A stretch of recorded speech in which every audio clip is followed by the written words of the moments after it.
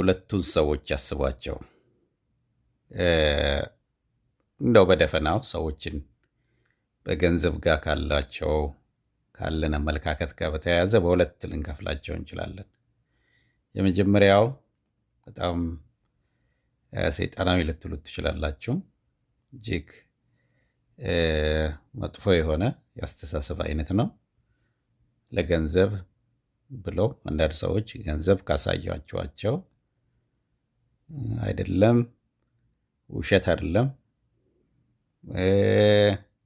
ድራማ መስራት አይደለም ወንድማቸውን፣ ቤተሰባቸውን፣ ዘመዶቻቸውን አሳልፈው ለመስጠት እስከ መዘጋጀት ድረስ የሚደርሱ ሰዎች እንዳሉ በጣም እርግጠኛ መሆን አለባችሁ። በተለያየ መንገድ እንደዚህ አይነት ነገር ሲሰራ ስለምናይ ማለት ነው።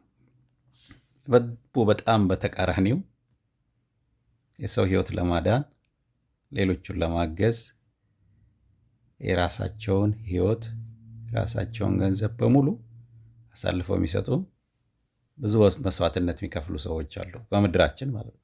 እና ሁሉ ጊዜ እነኚህ ሁለቱን ደጋግመን ስናስባቸው ምንድን ነው ምክንያቱ? ነገራችን ላይ አንድ ቁጥር ላይ በጣም ሰልፊሽ የሆኑ ሰዎች ሁለት ላይ ያሉት ሞኝ ሊመስሏቸው ይችላሉ። ለራሳቸው ማያውቁ ሊመስሏቸው ይችላሉ። የተታለሉ ሊመስሏቸው ይችላሉ ማለት ነው። የአስተሳሰብ ደካማነት፣ አስተሳሰቡ ሲደክም አንድ ሰው የተሳሳተ መንገድ ላይ ሲሆን፣ ሰይጣናዊ የሆነ ሀሳብ ውስጥ ሲገባ በረከትን እንደ ሞኝነት፣ ትህትናን እንደ ሞኝነት፣ መታመን እንደ ሞኝነት፣ አለመስረቅን እንደ ሞኝነት ሊያዩ ይችላሉ። ሌሎችን አለማታለል እንደ ሞኝነት ሊታይ ይችላል።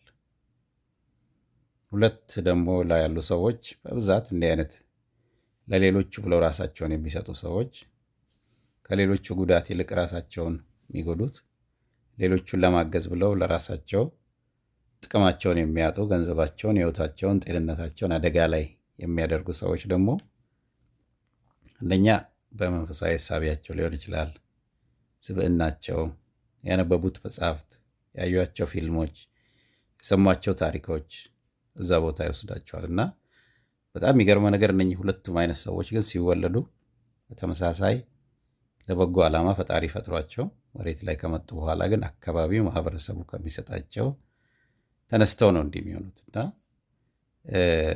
ሁላችንም ወደ ክፉም ወደ ተሻለ ደረጃ ማደግ ወይም ዝቅ ማለት እንችላለን።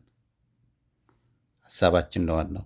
ደጋግሞ ክፋት ያሰበ ሰው፣ ደጋግሞ ሌብነትን የሚያስብ ሰው፣ ደጋግሞ ሌሎችን ዝቅ አድርጎ የሚያይ ሰው ሄዶ ሌሎች የሚጎዳበት ደረጃ ይደርሳል።